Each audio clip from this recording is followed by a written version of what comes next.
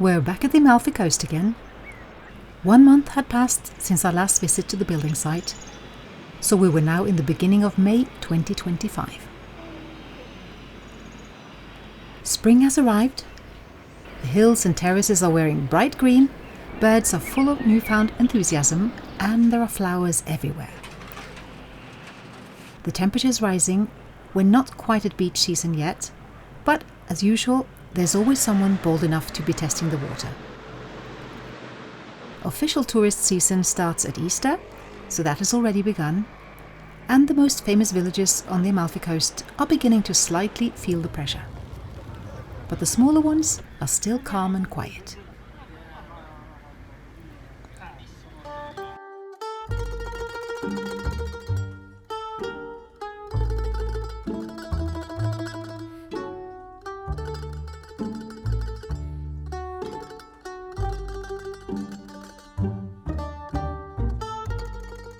We had arrived in a hotel in Minori late in the night, so as soon as morning came, we set off for the building site, eager to see what had been done since we were last there. We hadn't been sent any pictures this time, so we were extremely curious to see what the house looked like now.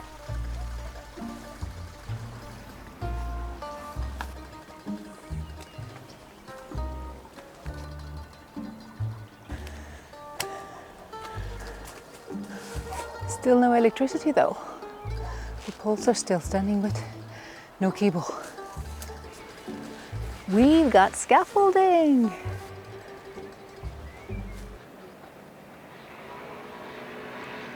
With spring comes also rapid growth of greenery. The development in only a month is stunning and stinging. Ow! I'm stuck. Ow! Ow!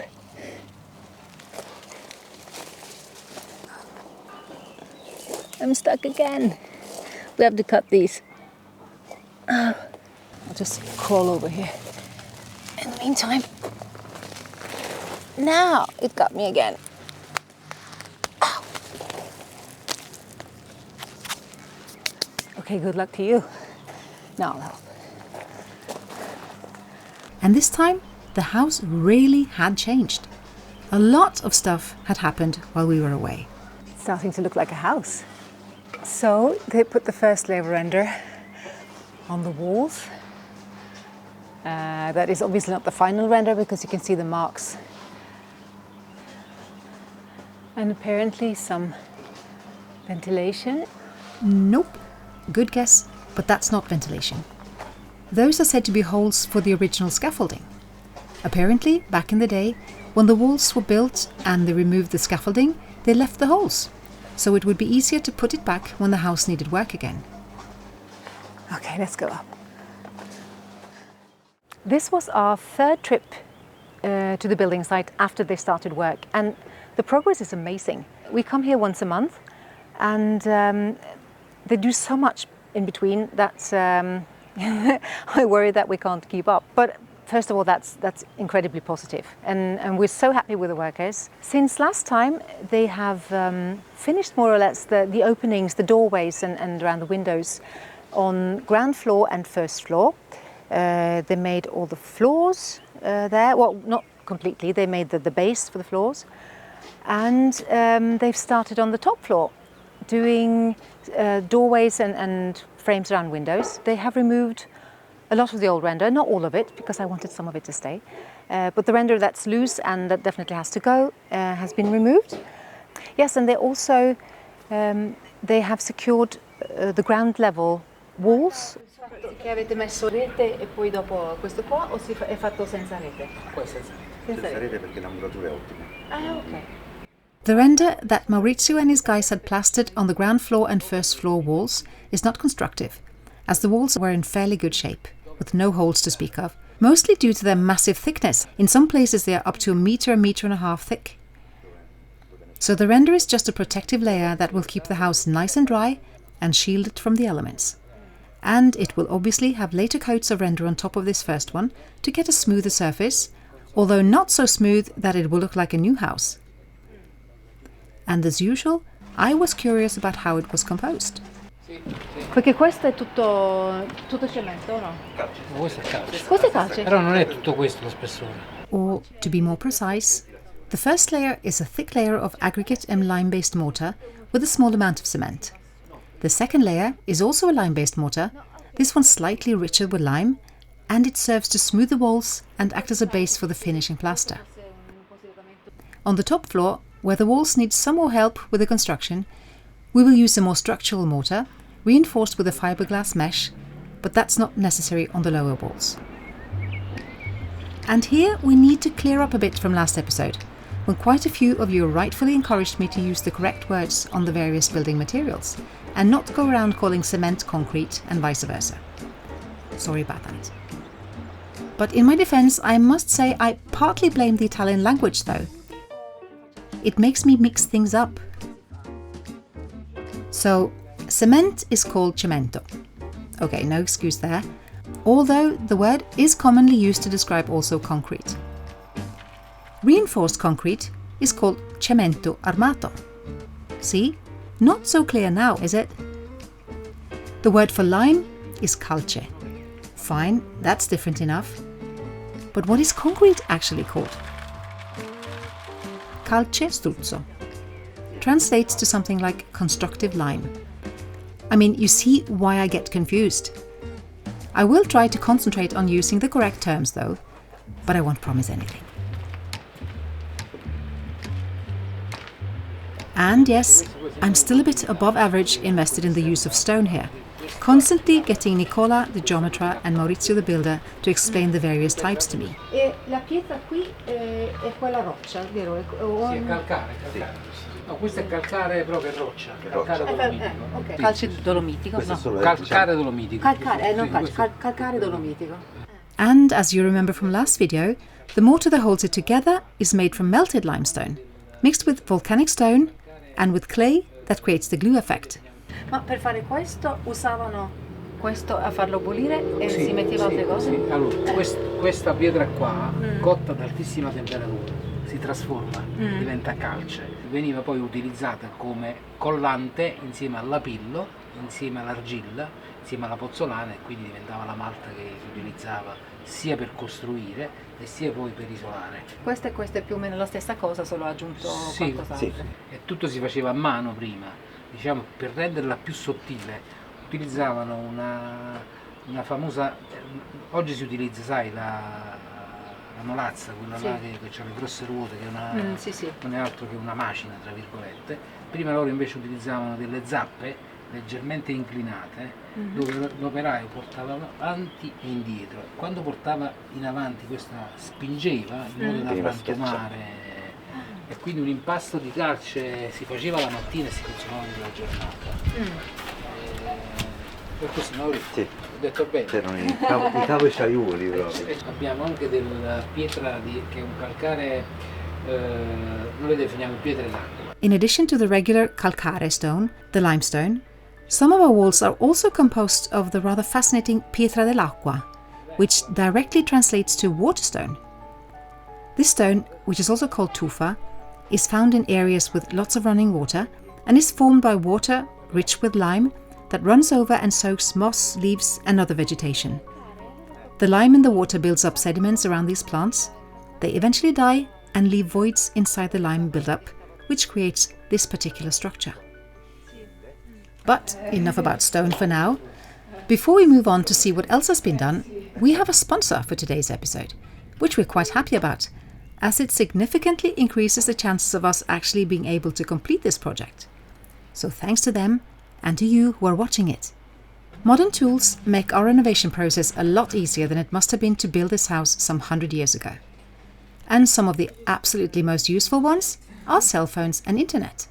But if you don't have a local mobile plan, when you're googling hand-cut stone floors and bathroom taps you've fallen in love with on Pinterest, not only your wish list could break the budget, but so could your phone bill. So that's when you get yourself an eSIM. Saley, who's the sponsor for this video, lets you surf the internet on your phone or on your computer through your phone at really affordable rates. And it's got a lot of useful features designed to make your online activity safe and comfy. It has a protection service that keeps you from stumbling into malicious sites and even an ad blocker, Obviously, Sail is not only useful for renovating Italian ruins, but you can also use Sail eSIM on holiday in more than 200 destinations without having the hassle of inserting local SIM cards into your phone. You just go to saily.com/SoWeFound and download the Sail app, pick a country or a whole region if you're on a longer trip, choose a plan that goes well with your travel plans, and you're all set. And our little treat, if you use the promotion code SoWeFound at checkout, you get a nice little 15% discount. So enjoy your travels and don't worry about the data on your phone bill. Sail's got you covered. Back to the house and back to making and changing decisions, which we are gradually understanding that we'll have to be prepared for along this way, as the house sometimes gives up secrets that force us to change our plans. The chimney, we thought that we'd remove it because it was of no use anymore, but it is, because it is actually connected to the oven in the floor below, the one that we found. Che facciamo? Perché a me piace che sta lì, sì, solo che non so se lo posso utilizzare perché non c'è la colonna. No, la canna c'è. È quella di sopra. Sì, ma c'è ancora l'apertura o l'hanno chiusa? Sopra l'avevano chiusa e poi adesso l'ho riaperta, pulendo sopra è uscita fuori un'altra volta. Allora possiamo ripristinarla. Perché Ci vuole un po' di lavoro. So we decided we'll not only keep the oven, not that we ever actually considered removing it, but to eventually try to repair it so it can be used. It is not on the top of our list right now, there are more pressing tasks at hand, but when we have the rest of the house sorted, we'll get back to it and see if we can actually make a functioning pizza oven out of it. Or at least a nice kitchen fireplace for cold winter nights. Quello che dobbiamo fare, però dobbiamo un attimo rifinire le aperture, Sì. poi vedere e recuperare la fumata, poi dopo ci dedichiamo. The biggest job will be opening the chimney without making the whole oven crumble.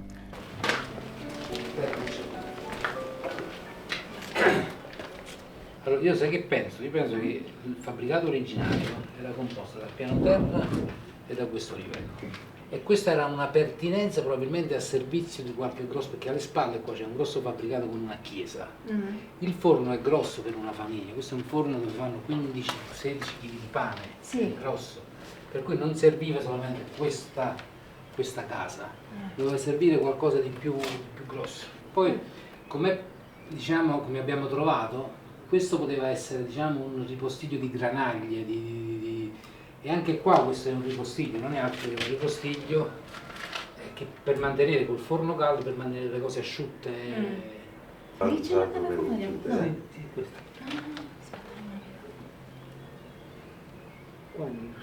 E quindi si può aprire lì senza che cada. Sì, no, dobbiamo vedere da sopra dove va a finire. Another thing we are wondering about opening is the large niche in what will hopefully end up as our living room. It is very likely that the terrace has once been another room, and that another terrace has in fact been on top of that volume, in front of the top floor, which means that there could have been two symmetrical doors leading out to it. But it's not entirely clear whether this one too has been a balcony door, or if it's just been a niche, as it was not uncommon to make use of the thickness of the walls to form space for storage. So we're studying the uncovered masonry to see if we can get any clues. Non si legge tanto, eh? No. Qua la muratura è in continuità verso l'alto. Sì. Là invece vedi, c'è questa muratura che più si vede il profilo come se fosse stata. Vedi? Quindi questo intonaco qua finito. Sì. Ok? E poi da là parte la muratura. Poteva anche essere che avevano pensato di fare queste due aperture, perché poi sono simmetriche. E quindi poi l'hanno chiusa. Perché magari vogliamo aprire pure quella. Che dici? Sarà difficile? No. Sì.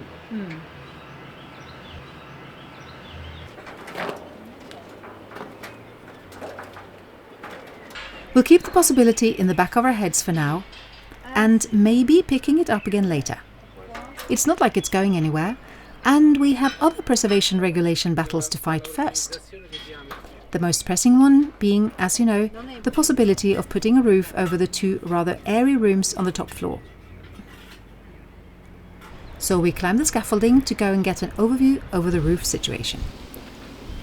È grandissimo. È grandissimo, questo è grandissimo. Sì. It turns out that the building is giving us new clues also here. We thought that this roof was flat and that the beam holes there was used for constructing the roof.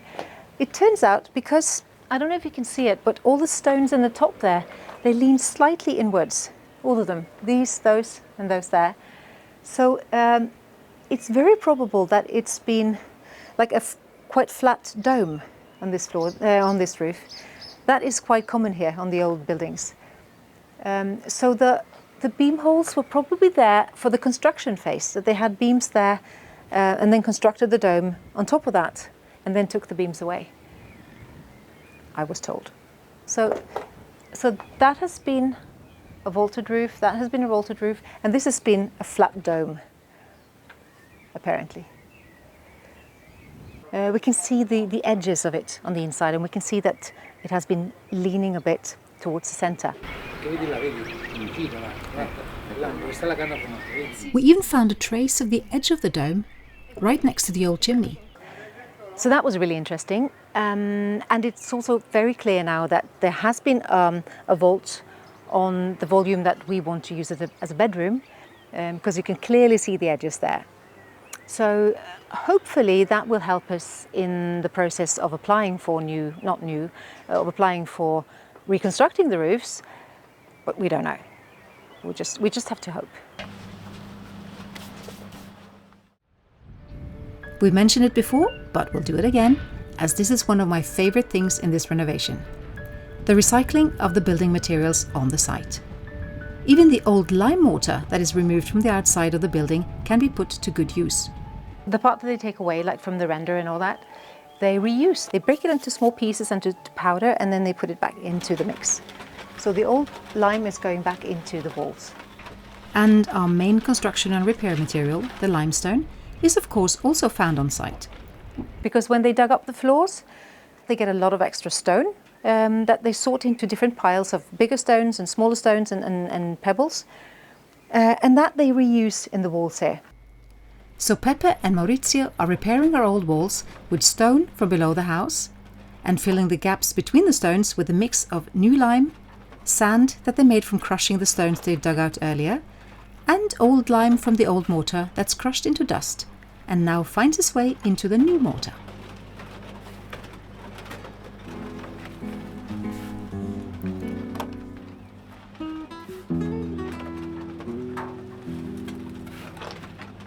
Noi che perdimmo pace o suono, non ci dicimmo mai perché, bocca che vasa non ne vanno, non so sti voccoine, pure te chiama e non risponde, può fa dispietta a me. Tenimmo già così, anima e cuore, non ce lasciamo più, manca per noi. O desideri te, mi fa paura, campa con te, sempre con te, per non morire. Che ci dici fa, parola amare, si io bene può campare con un respiro. Si smania pure tu, perché stiamo, tenimmo già così, anima e cuore.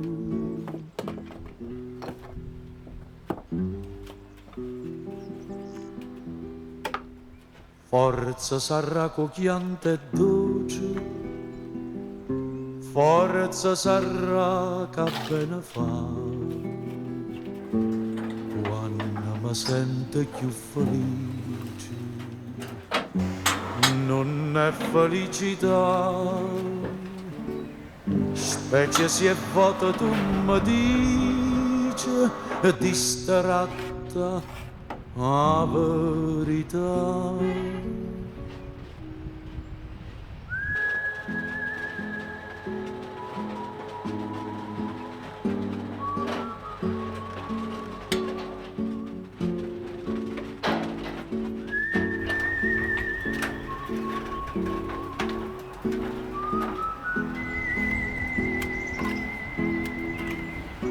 Si ci mani pure tu, per chi sta amore, tenimmo già così, anima e cuore.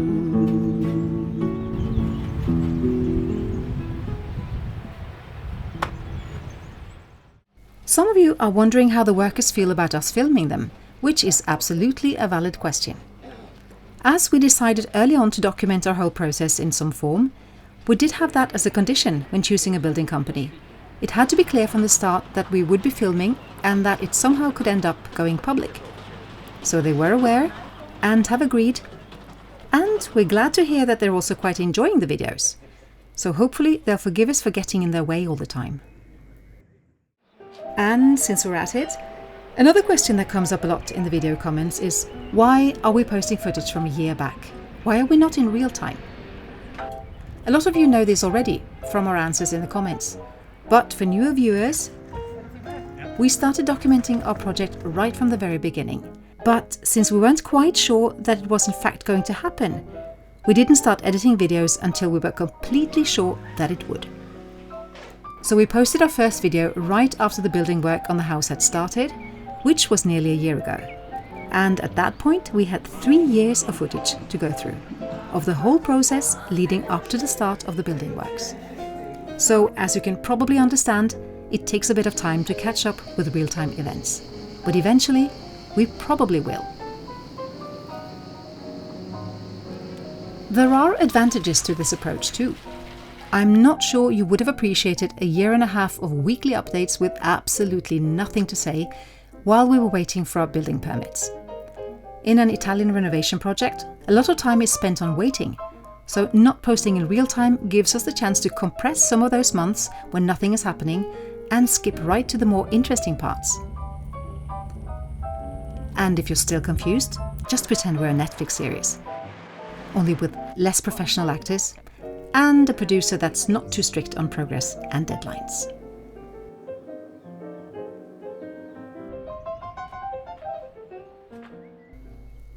Remember the small window, the one that was closed up? This used to be a window, because you can see the window on the outside. You cannot see it from the inside anymore. Well, now you can. They made the window.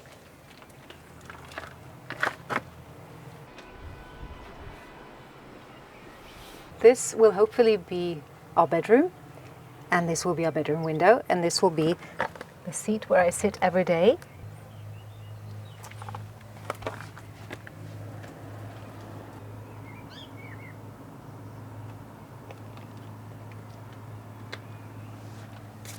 Oh, I'm so happy about this. This will be the first thing I do in the morning. Okay. That's one thing. This might be a window or might not be a window. If it's not a window, it will be a niche. We have to find out what we're allowed to do. But we still have my favorite window, or second favorite now after the new bedroom window. But okay, my 2 favorite windows. This will also be a nice seat. I will sit here. And they started securing the doorway here. And I need to start to think about the balcony, because there will be not like a balcony, but this depth. And they've been filling holes, obviously, here. So these are filled. In one of those, they found like 15 lizards that hopefully have found new homes now because there are plenty of holes to take. But for now, that lizard home is closed. This has been redone, both there, because that was just a network of holes. And this whole area has also been closed. This is not it's not going to be finished like this. This is just a rough finish, and then we'll smooth it over so it will be more or less like this when it's finished. We also had an interesting talk about energy, because I had planned on using gas, which is the normal source to heat water in this area and in Italy. I'm used to that, and electricity is more expensive here, so people generally try not to use that so much. But gas is not exactly the energy solution for the future, that's one thing. And also, if we wanted to connect to the public gas net, that's complicated. We're quite far from the main pipe.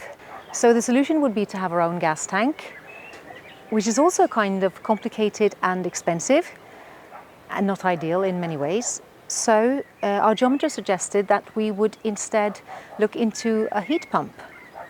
Not geothermal, because they don't use that here, but air to water. And now, for a little optimism. They're saying that the ground level studio apartment could actually be ready in like 5 or 6 months, which I would never take literally, so I would think like 7 or 8 months. But anyway, that will be livable in not very much more than half a year. So we will have to start thinking about materials there, and obviously about the plan, where we want to put things. And I do have a semi-clear idea of that already. So that should be doable. And also we will have to think about where to put the, I don't know how to say that, septic tank? I have to look up the word for that. But that is a decision we have to make soon, because that will be one of the next steps.